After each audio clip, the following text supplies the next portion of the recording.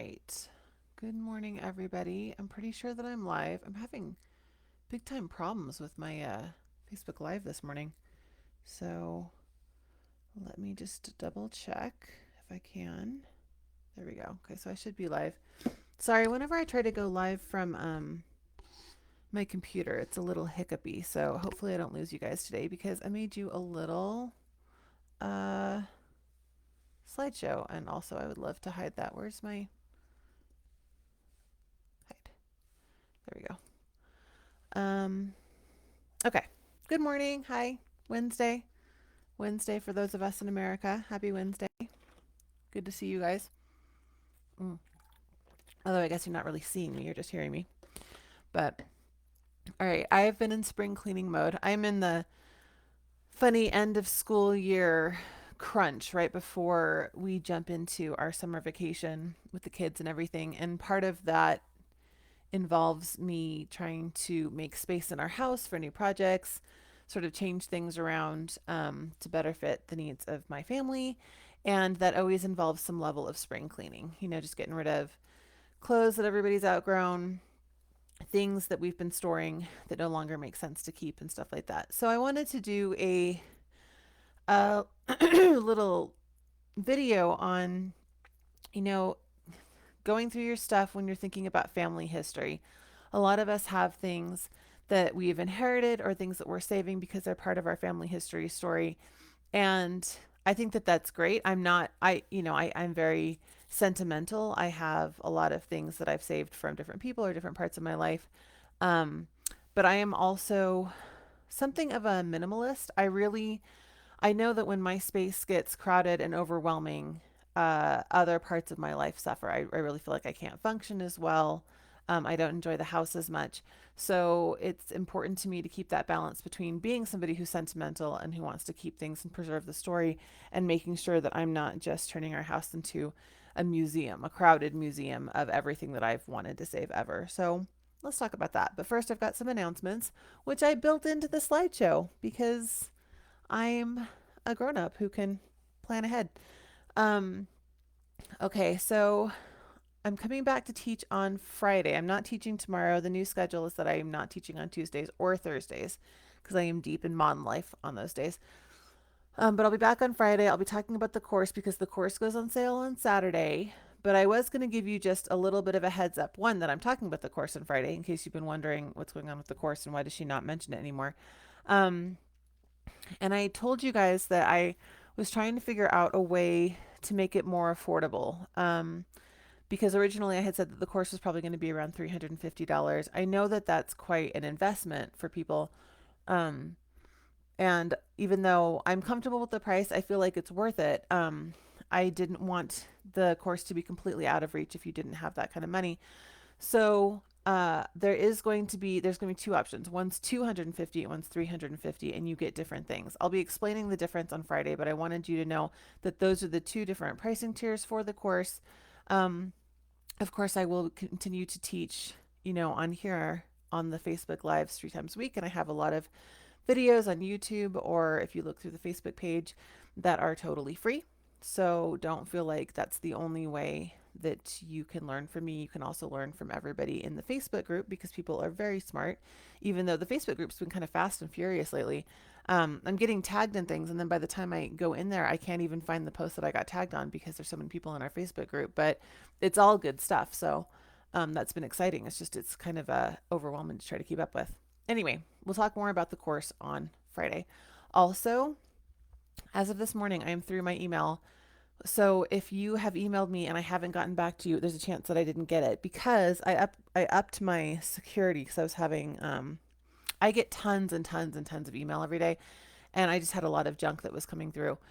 And the problem now is that my spam filter seems to be a little overzealous because I keep finding messages from people who are asking questions about family tree notebooks, and they're in my spam folder. I went through my spam folder. I'm pretty sure I caught them all. But if you've emailed me and I haven't gotten back to you and you don't know why, there's a very good chance that I just didn't see it. Because right now, I'm pretty sure that I've responded to everybody who's emailed me.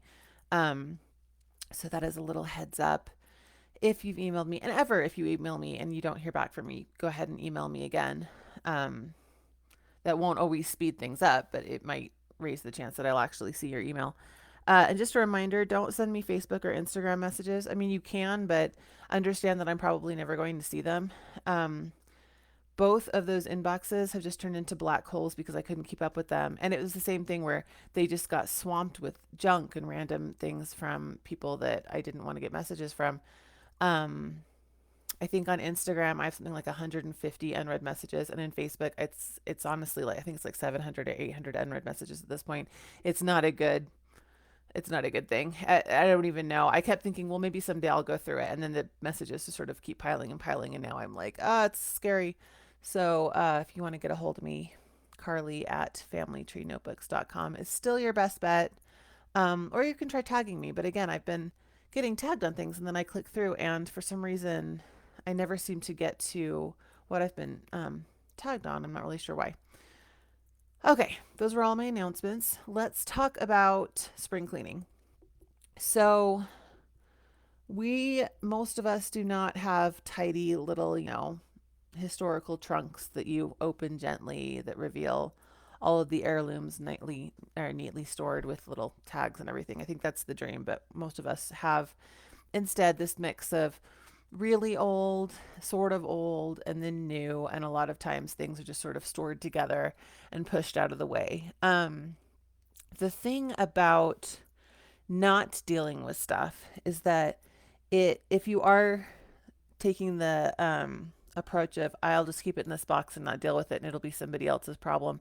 I mean, you're probably right if you leave it in the box forever, but it is a burden. I saw that a lot when we were cleaning up my grandmother's house, not last year, but the year before. Not that that's the thing. I think at the time my grandmother had tried to kind of go through her stuff and sort it out, but there was a lot and it was overwhelming. And then when she passed, it was still overwhelming. And we were, trying to take care of it quickly while we were sort of grieving. And it was a very necessary and a very like we were all expecting it, but it was very emotionally exhausting. And it was hard to make that many decisions about that many different things in a short amount of time with all of us just sort of standing around trying to both be fair and,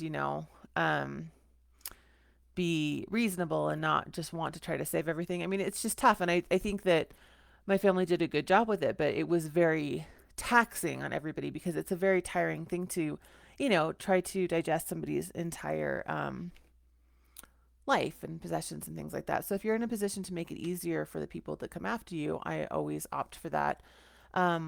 And also, I will, again, I am somebody who is sentimental and I save lots of things, but I will give you permission to not hang on to everything. Uh, we, compared to our ancestors 4 generations ago, we have an inordinate amount of stuff. We just do.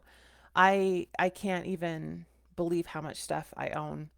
Um, my mother owns more stuff than I do. Like it's just there's just stuff. And, I'm still shopping. I'm an Amazon Prime member. I get new stuff almost every day. Whether it's, kid socks or a book that I've wanted to read or whatever, new stuff keeps appearing. And if I saved absolutely everything, obviously I would just be, it would be floor to ceiling. So let's talk about it. Okay, so things to try to digest as you're making decisions about your stuff. These can be kind of hard hard thoughts. So if these don't feel helpful, if you feel like these challenge you, maybe not in a good way, totally understand it. I don't want to be pushy, but these are things that I want you to keep in mind. When you're looking at something that you think, oh, I need to save this, ask yourself, why is it important to you that this is kept for future generations? Are you saving it because you have been told that it's valuable, because you saw it maybe on Antiques Roadshow and you have a vision of future generations cashing in and getting a windfall? Um, do you, is it important that you're saving it because somebody gave it to you to save? Is it important that you're saving this because it reminds you of somebody that you loved? All of these, those are all totally valid. But when you really think about your motivations for saving things and you think about that with every single item, I do think that it starts to make you realize what are the things that are really important for you to save for future generations, and then what other things maybe feel important. But then when you really think about it, you realize that the reasoning behind it maybe isn't completely it isn't something that's absolutely necessary to be saved. Um, I would also encourage you to think about what are the best things to keep to remember a person. Again, I think especially when somebody passes away and you really love them and miss having them in your life. I think that a very natural thing is to want to hang on to absolutely everything that belonged to that person. Um, and I think sometimes you can, and sometimes you can, but it's not healthy. And then sometimes you just can't. Sometimes you just don't have the space.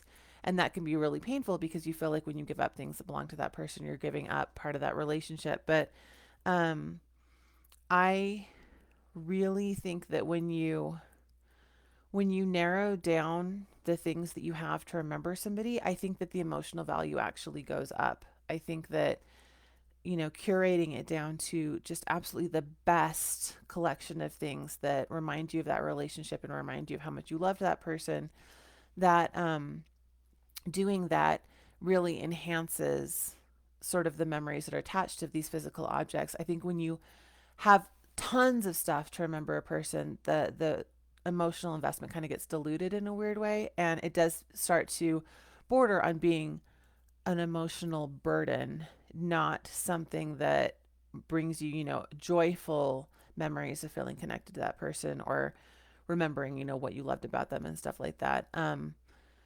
I definitely have things that I've kept from people who have passed on, but uh, the things that um, I have very, very deliberate, intentional reasons for having the things that I have, and yeah, I really enjoy the memories that are connected to those items.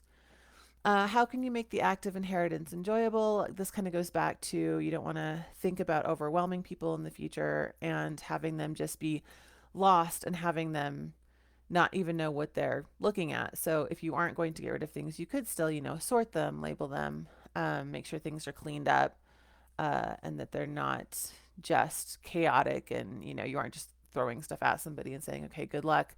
And again, this kind of goes into that, but have you explained the things you're saving to the people you're leaving them to? Understanding a story behind something or having it be rich with emotional investment only goes so far if you're not passing that on. That's when you would use the heirloom pages, the family story pages, the notes pages, or just pieces of paper around your house if you're not using my pages. Write down, write out, what is this? Where did it come from?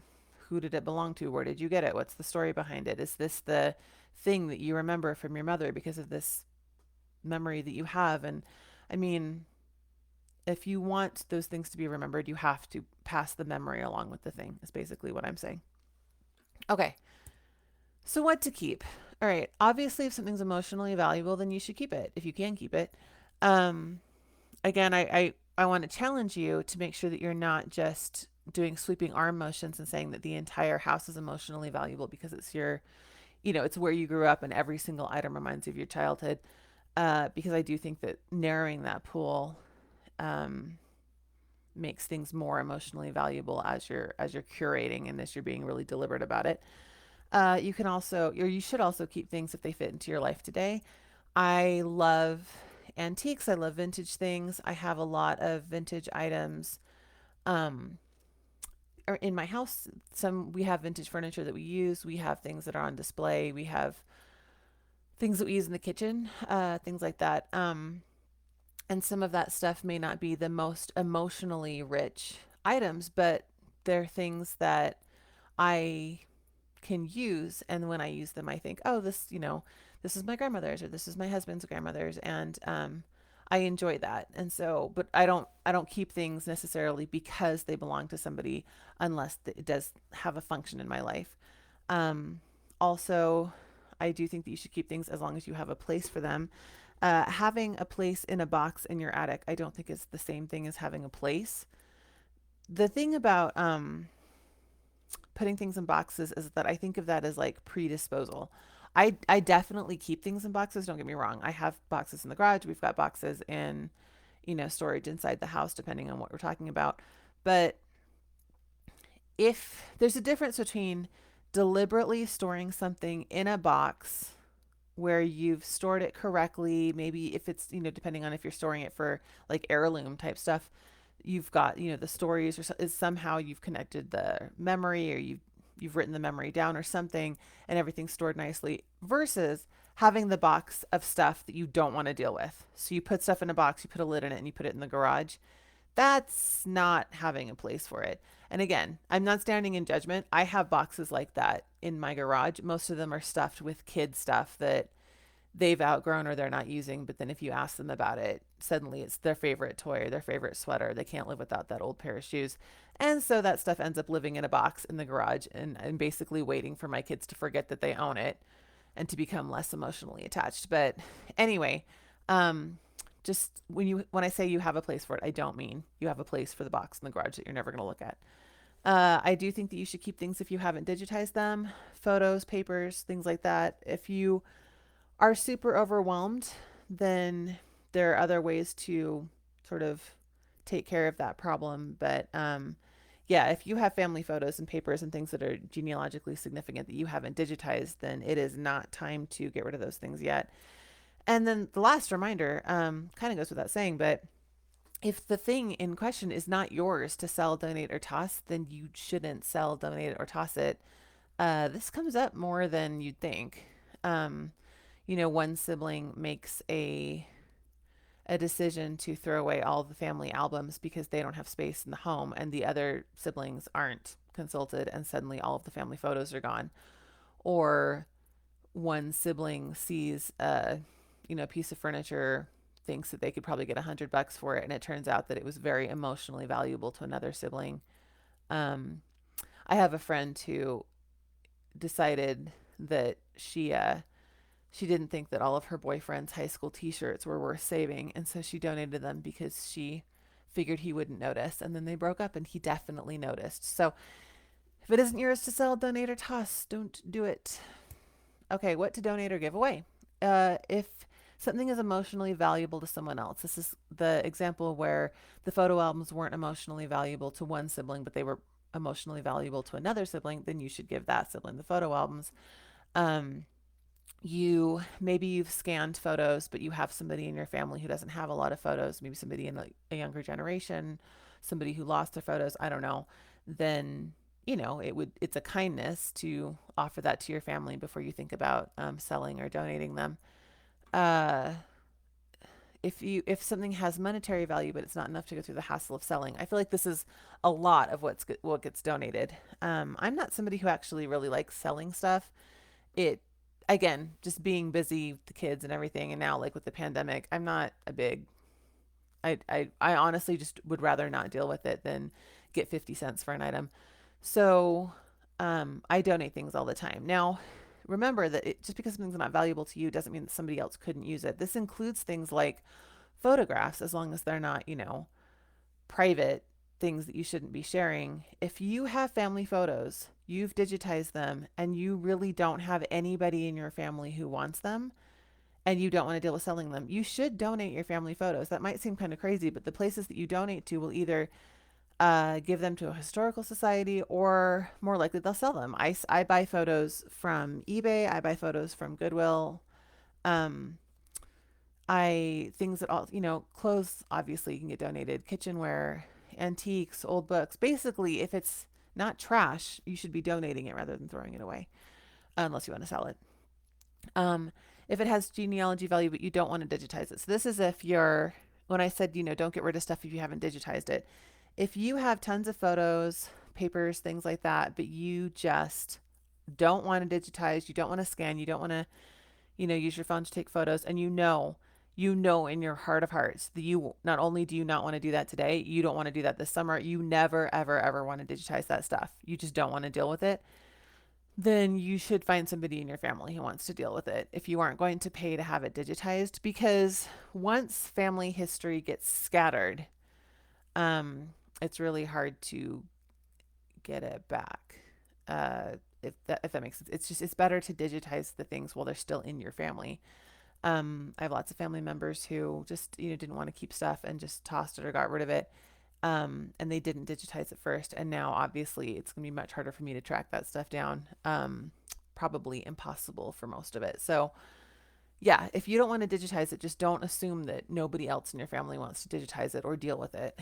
Um, and then remember that you might have things that have historical or educational value to a community. That could be your local community. It could be a community like Freemasons. It could be a community. I have things in my family that would probably be of value to, to like Chinese historical societies, especially in the Bay Area, if I ever wanted to get rid of them. Um, some of that stuff is paperwork for my family. Some of it is photos. Some of it is just old newspapers and things that were saved that all have to do with the Chinese community. So you if you have stuff that's specific like that, then it's possible that you shouldn't just donate it to the Goodwill and hope that the Goodwill is going to turn around and contact, the Freemasons or the local historical society. If you really know, hey, I've got a lot of stuff that has to do with this little town in Wyoming, and I don't want to keep it, then contact the historical society in Wyoming, and they'll be very excited and happy to take a look at it and see what you've got versus just, again, people at Goodwill are busy, and there's a chance that they might just toss a pretty good chance that they might just toss it if they are just looking at old papers and they don't feel like they can sell them. Okay, what to sell yourself if it has enough monetary value to make it worth the sales process. Again, this is different for everybody. If you're somebody who likes having garage sales, an old spoon has monetary value to somebody at a garage sale, as long as you're willing to take it on. I have little patience for stuff like that, but you also might have something that, jewelry and things like that, that has quite a bit of monetary value, in which case you might want to sell instead of donating. Um, if you are a co-owner and the other owners agree that it should be sold, this is if you've inherited furniture or something like that, maybe with your siblings, and you all agree that you'd rather have the money and split it than try to figure out who is keeping this giant old piece of furniture that nobody really has room for. And again, this is sort of going back to the whole you are a co-owner or an owner or something. Don't sell stuff that doesn't belong to you. And you have no reason to believe that it's fake, damaged, whatever. Um, if you think something might be Tiffany, but you don't really know, don't sell it as a Tiffany item. Don't sell something as a Louis Vuitton if you're not really sure. There's legal problems with that. It's also just kind of shady. A family story saying that this really is Tiffany, even though it doesn't have the Tiffany stamp, that's not enough for you to say, well, my grandma told me it was Tiffany, so that's how I sold it. So don't do that. And then, of course, if you've got stuff that's been damaged by pests or um, mold or mildew, or I used to work in an old bookstore, and people would come in with these boxes that had black spots, and that the book rot, it's contagious. So it was like we'd get this stuff, and then you had to keep it away from all the other books and just toss it out because um, it can hurt your other books. So if you have stuff like that, stuff that's been water damaged, there's a certain point where you just can't deal with it. And moving on to what to toss, if it's damaged and not worth repairing, if you've got a book that's so water damaged that you can't read it anymore, and it's not like a first edition of a Dickens novel that you're going to want to spend hundreds of dollars to dry out and rebind, yeah, it's time to let stuff go. If it isn't emotionally or financially valuable, this is where you get stacks of magazines. um I don't, lots of stuff cannot be emotionally or financially valuable. Old receipts, gum wrappers. I mean, again, lots and lots of stuff can be donated, but if it's just, I mean, if your gut honestly just tells you that it's trash, then even if it belonged to somebody else, you should be prepared to let that go. Oh, sorry, I've got to sneeze. Sorry about that. Allergies. And if you've digitized it and it contains personal information. So, again, if you've digitized your family photos and you don't want them, you could sell them. People buy old photos. But if you've digitized, I don't know, insurance papers or something that has, names, birth dates, social security numbers, uh, just anything that you can't imagine putting that on eBay and letting somebody else buy it, then yeah, you can toss it, shred it. Again, I stress the digitizing, even if you think this has no genealogical value. I digitize receipts and everything before I throw them away, just because it's a historical picture and I have a scanner and it's free. It's just time, energy. So I digitize it all.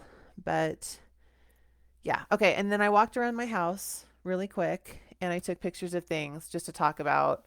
Um, just to kind of go back. So this statue is one of the things that I have from my grandmother's house. It's a pair of statues, and I have a place for it in the front room of my home. Um, it's something that I remember from when I was younger, and it's also something that I knew I would want to like look at and enjoy for a long time. And so that is something that is worth it for me. It's worth keeping. It doesn't have a function beyond being aesthetic and being something that reminds me of my grandmother's house and people in that part of my family, but I have a place for it and I enjoy it. And so, and no, I don't, I have no idea. I don't think it has any kind of value. I know nothing about it. I just enjoy it. Okay, this is a I have a Napa Valley box that has my cabinet card collection in it. Now, these cabinet cards are not my family. This is purchased cabinet cards off of eBay or from antique shops and things like that. And I keep them in this box. They have value to me. I like looking at them. I also, of course, use them for my business. But this is both to show you, this I have a place for it and I have a function, but also these are things that easily could have been thrown away by people who think, oh, well, these are my relatives and I don't know who they are or care. Nobody else is going to care. I don't know who these people are, but I care about them. I enjoy their photos. I look at them often. My kids and I look at them. Again, the funny thing is that I have to admit, I would not store my own family cabinet cards like that. My family cabinet cards are in plastic page protectors. So if you're looking at this and you're horrified because what kind of monster would store cabinet cards like this? Yeah, I have to admit, I flip through these almost like they're trading cards and enjoy them that way. But this isn't a great way for like heirloom value if you're trying to keep your family cabinet card safe. I just wanted to show you that even though this was somebody else's junk that was discarded, it is something that I am very happy to own. Okay, this is a box of photo albums waiting to be digitized and photos. Now, I am not going to get rid of these. I haven't digitized them yet. I'm not going to get rid of them. I probably will take them out of the photo albums to some extent. Some of the photo albums have notes and things. Um, so I will hang on to the ones that have like handwriting, and then some of them are just loose photos. So I'll repackage them after I've digitized them. But if I was getting rid of them, this is the kind of stuff where I would want to reach out to people in my family first to see if anybody wanted things like this. I would want to make sure that before I did that, everything had been digitized, that it was saved appropriately, that I had, saved the file names with names if I could identify people in the photos, and all of that had been taken care of. And then at that point, if I didn't have any family who wanted it, and for some reason I didn't want to keep it, I could sell this as a lot um, with my surname, and maybe a distant family member would want to pick it up. Or I could just donate it and, potentially some other place would sell it. I'm not going to sell these because I don't sell family photos. I just wanted to share that as an example. And then we have this is one of our, we call them the DI bags. The local thrift store is called Deseret Industries. That's where we take a lot of our stuff. This is various items. Oh, I actually need to pull that one thing out now that I'm looking at it. But these are various items that are headed to the thrift store. Old toys, things that were emotionally valuable at one point but are no longer emotionally valuable and don't need to be kept forever and ever. I do have memory boxes where I keep toys, shoes, items from my kids, but I am very selective. We are very selective about that. We only really save the best of the best so that everything stays emotionally valuable. We do not save every little My Little Pony. So these little My Little Ponies are going to go and enjoy the company of other children pretty soon. And then finally, I'm sorry, this I actually kind of picked a no. To be fair, most of my 4-year-old's art is a little disturbing. My 4-year-old drew this. I'm not sure what it is. I'm sure it's some kind of monster or something. I don't know. He has a creative little soul. I am not saving this for posterity. That might seem heartbreaking and make me look like a bad mother. But my 4-year-old and my other two children are all prolific artists in the sense that they just draw stuff all day. And the art sort of piles up in the corners of my house. And I often take a picture of it to save it. I do, if something's really remarkable, I will put it in the stack to go into their memory box and be safe forever. But a lot of things like this is a pencil drawing that took him about a minute, and I'm completely fine just letting it go. It has nothing to do with how much I love my son or value his artwork. It has more to do with the fact that I don't really know what this is. It's not particularly pleasing to look at, and he's not going to know the difference if I throw it away. So, those were my examples. I hope this was helpful. I'd be curious in the comments to hear. I know that this is like a big topic for some people, and people tend to have stories, or they say, you know, yeah, I've been putting this off because this, and this. I would be interested to hear about that because I'm there has to be a way to make this easier, and I haven't totally figured it out. So if you've found any tricks or anything like that, or you have stories to share, then please leave them in the comments. Otherwise, I will be back on Friday, and I will talk about the course then. Okay, enjoy the rest of your day, guys.